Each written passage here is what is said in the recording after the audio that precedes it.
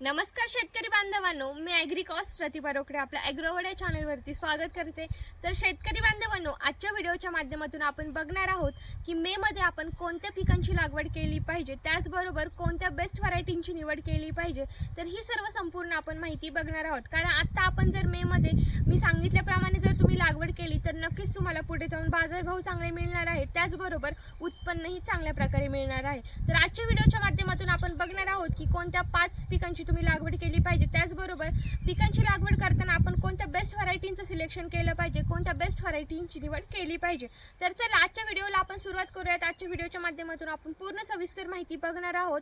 त्याचबरोबर जर तुमचे काही प्रश्न असतील तर तेही तुम्ही मला कमेंटद्वारे विचारू शकता, नक्कीच यावरती मी तुम्हाला रिप्लाय करेल। त्याचबरोबर महत्त्वाचं म्हणजे जर तुम्हाला आणखी काही पिकांबद्दल जर काही माहिती जाणून घ्यायची असेल तर नक्की मला कमेंट करा, यावरती नक्कीच मी तुम्हाला योग्य माहिती देईल, योग्य मार्गदर्शन करेल। आणि त्याचबरोबर जर तुम्ही अजूनही आपला चॅनल जर सबस्क्राइब नसेल केला तर नक्की करून घ्या, जेणेकरून या पुढचे येणारे व्हिडिओज तुम्हाला वेळेत बघायला मिळतील। तर चला आपण व्हिडिओला सुरुवात करूयात। तर शेतकरी बांधवांनो, पहिलं आणि सर्वात महत्त्वाचं पीक म्हणजे मिरची। तर बाजारातील मागणी पाहता मिरची शेती ही कोणत्याही सीझनमध्ये तोट्याचं पीक नाही। 12ही महिने बाजारामध्ये मिरचीला चांगली मागणी असते। भारतामध्ये हिरवी आणि लाल मिरची दोन्हीही वापरल्या जातात। मसाल्यासाठी वापरल्या जाणाऱ्या मिरचीमध्ये तिखटपणा असणेही आवश्यक असतं।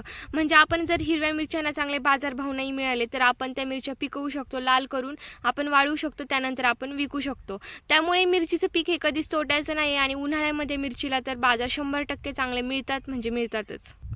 तर त्यामध्ये पहिली व्हरायटी म्हणजे अर्का मेघना। तर ही व्हरायटी विषाणू आणि शोषक कीटकांसाठी सहनशील आहे। त्याचबरोबर या व्हरायटीची मिरचीची लांबी ही 10 सेंटीमीटर पर्यंत असते। त्यानंतर दुसरी मिरचीची व्हरायटी म्हणजे अर्का श्वेता।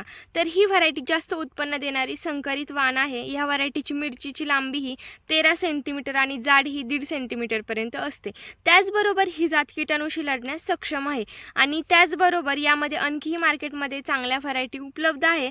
त्यापैकी काही म्हणजे प्राईड 151, तलवार, ज्वेलरी, सोनल, AK47। तर या व्हरायटीला मार्केटमध्ये चांगली मागणी आहे। त्याचबरोबर या व्हरायटीचे रोपही आपल्याला इझिली नर्सरीमध्ये आपल्याला उपलब्ध होतात। तर यापैकी तुम्ही कोणती एक व्हरायटी लावू शकता।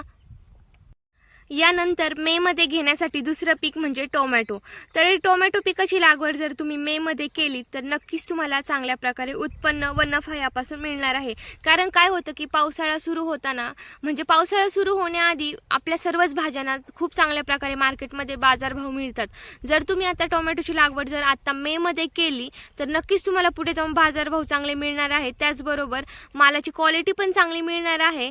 तर आता तुम्ही यासाठी कोणती व्हरायटी बेस्ट निवडली पाहिजे तर मी तुम्हाला व्हरायटींचे पण काही नावं सांगणार आहे। तर त्यापैकी तुम्ही एक व्हरायटी निवडू शकता। तर त्यामध्ये आर्यमान, अथर्व, 1057, त्याचबरोबर अभिनव, माणिक, 63251, त्याचबरोबर सेमिनेस कंपनीची जी सक्षम व्हरायटी आहे तर ही बेस्ट आहे। यापैकी तुम्ही कोणत्या एका व्हरायटीची लागवड करू शकता। नक्कीच तुम्हाला यामुळे चांगले बाजारभाव मिळणार आहे, त्याचबरोबर उत्पन्नही तुमचं जास्त प्रमाणात निघणार आहे। तर यापैकी तुम्ही कोणती एक व्हरायटी सिलेक्ट करू शकता। यानंतरचं पुढचं पीक म्हणजे गवार। तर गवारीच्या पिकाबद्दल जर बोलायचं झालं तर गवारीला 12ही महिने मार्केटमध्ये चांगला भाव मिळतो।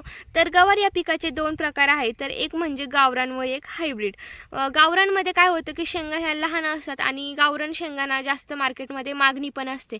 त्याचबरोबर हायब्रिड शेंगांनाही जास्त मागणी असते, पण हायब्रिड शेंगा ह्या जास्त करून सिटी साईडला चालतात। गावाकडे जास्त करून लोक गावरान शेंगांची मागणी करतात। तर आता आपण उन्हाळ्यामध्ये गवारीची लागवड करताना कोणत्या बेस्ट व्हरायटी ह्या सिलेक्ट केल्या पाहिजेत तर तेही आपण बघूयात। तर त्यामध्ये पहिली व्हरायटी म्हणजे मंगलम 47, त्याचबरोबर नीलम 51, नीलम 61, नंदिनी 12 यापैकी कोणत्याही व्हरायटीची निवड तुम्ही करू शकता। तर या व्हरायटीची निवड केल्यानंतर तुम्हाला लागवड करताना टोकन पद्धत वापरायची आहे की जेणेकरून तुम्ही योग्य अंतरावरती लागवड करू शकता। त्याचबरोबर मी ज्या ह्या काही व्हरायटी सांगितलेल्या आहेत तर त्यांना शेंगा लागण्याचं प्रमाण हे जास्त आहे। त्याचबरोबर झाडांची उंचीही चांगल्या प्रकारे होते व या व्हरायटी डिसीज रेजिस्टन्स व्हरायटी आहेत।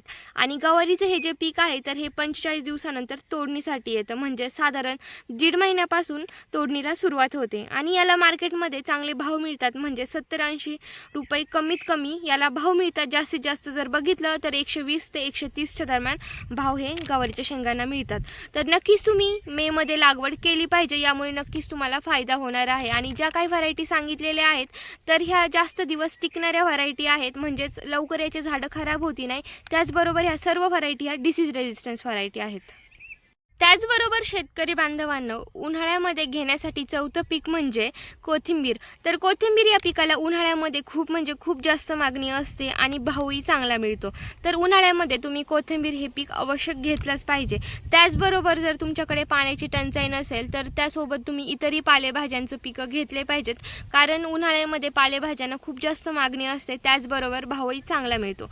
तर आता आपण कोथिंबीर या पिकाच्या व्हरायटी जाणून घेऊयात की आता आपण उन्हाळ्यामध्ये कोणत्या व्हरायटी लागवड पेरणी केली पाहिजे. तर यामध्ये पहिली म्हणजे अंकुर या कंपनीची नूतन व्हरायटी, त्याचबरोबर बॉम्बे सुपर, सोनल व्हरायटी, त्याचबरोबर नामधारी सीडची जी सुरभी व्हरायटी आहे तर ही बेस्ट आहे. तर यापैकी तुम्ही कोणती एक व्हरायटी घेऊ शकता. त्याचबरोबर आणखी काही डिसीज रेजिस्टन्स व्हरायटी म्हणजे फी1, फी2, त्याचबरोबर CO1, D92, D94, Coimbatore 1, Coimbatore 2, त्याचबरोबर जळगाव धना, वाई धना या कोथिंबीरच्या स्थानिक व सुधारित वाणांपैकी तुम्ही कोणते एक वाण लावू शकता, लागवड करू शकता. यानंतर शेतकरी बांधवांनो, पुढचं पीक म्हणजे भेंडी. तर भेंडी या पिकाला 12 महिने मार्केटमध्ये चांगला भाव असतो, त्याचबरोबर मागणीही चांगली मिळते.